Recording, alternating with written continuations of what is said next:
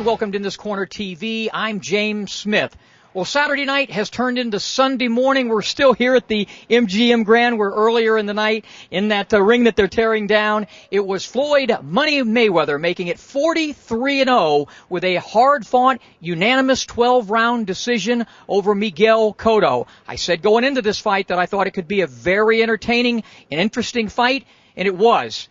Here's what the unbeaten pound-for-pound king had to say about his victory tonight over Miguel Cotto. Floyd, first off, congratulations on a terrific performance tonight. Thank you. You know, I couldn't do it without the fans. You know, it was hard work and dedication. What else can I say? Very, very exciting fight tonight. I said going into this fight that I thought Cotto could even be a tougher competition for you than Manny Pacquiao, and it proved to be a tough fight. But, you know, I'm a true champion.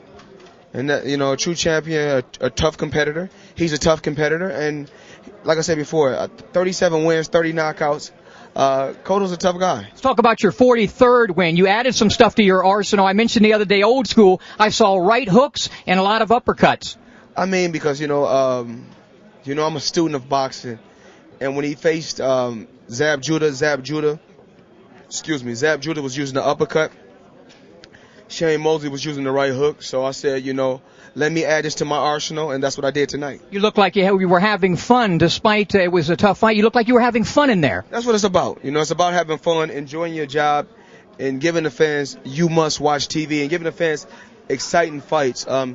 Very, very tough competitor. Take my hat off to Miguel Cotto, one of the toughest guys I ever faced. And when will we see you back inside the ring? I'm really not sure. You know, this could be my last fight. You know, I really don't know at this particular time. You know, I take some time off, talk it over with Leonard, talk it over with Al, and talk with HBO and see where we go from here. But I have a lot of young, strong champions under Mayweather promotion, and we're going to do some big things in the future. Congratulations on number 43. Great to see you, champ. Thank you. We also got reaction from some of the luminaries in attendance at the media center after the fight.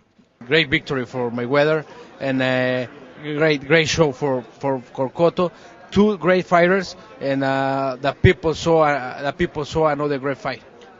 How do you certainly you rank up there? Do you think Floyd's the best fighter in the world today? I think so because he has a very defense, a very good defense. He's a very good contrapuncher. He's the best fighter in the world. I try to explain to people, Cotto, a boxer likes to fight and then not fight, hit and not get hit. You know, pick his spots to rest and pick his spots to work. Miguel Cotto takes that option away from you. You know, he kind of forces you to fight when he makes you fight, and a lot of times you want to rest and you can't because he's forcing you to fight. And I remember I experienced that, and it was very uncomfortable when I fought him. And in spots he would do that to Mayweather, and it was interesting to see how Floyd reacted. In those certain spots, he fought back well. In other spots, he had trouble, and he kind of got caught, and he took his lumps as well. At the end of the day, though, we see Floyd Mayweather is not a prima donna. In the rare instances he does get hit and he's in a tough fight, the guy fights, man. So, you know, people get on his case all the time, but, you know, this is a warrior. He's a great fighter for a lot of reasons. And one of those reasons is also, if he has to, he will get in the trenches. I've had him as the number one guy in the sport for quite some time. Do you agree with that he's the pound-for-pound best? Yeah, bar none. You know, and I thought today he beat his biggest threat. Tonight he beat his biggest threat. Because, like I said, I thought Cotto was the biggest threat to him, more so even than Manny Pacquiao.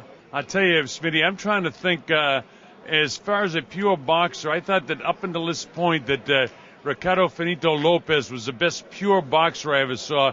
But gradually I'm coming around to the way of Floyd Mayweather Jr. I mean, he's a kid that a lot of people like to dislike, but no matter what you think about the kid, he's so gifted, he's so talented, and he works so hard, Smitty. Got to give Cotto, though, credit. He made it an interesting and a fun fight. Well, gee, it was, you used the term fun. I suppose you're right for the fans. It was very much fun. But Cotto was a brutal war. He came to fight. He was dedicated. He trained as hard as he could. But I think just the class of Floyd rose, you know, the cream rose to the top tonight. I was just so pleasantly surprised to see how well Floyd Mayweather did. And, you know, the kid he's going to be incarcerated now for 3 months. He lives like a king, better than most kings, third world country kings. And he's unflappable. I mean, I'd be had my tail between my legs and running off with But he doesn't, he just nothing shakes him up. It's a wonderful way to be. But I suppose, Smitty, if you and I just dropped about $50 million in our bank accounts, we'd be unflappable too. It's impossible to live with. I am now as it is. You'll be sitting ringside for Pacquiao and Bradley. I don't think that's an easy out for Manny. I think it's going to be a tough fight. Do you think we'll ever see Floyd and Manny in the ring? I don't know. Larry Merchant asked him an interesting question tonight. It was a bad time to ask it because you want to know about a 60-40 split.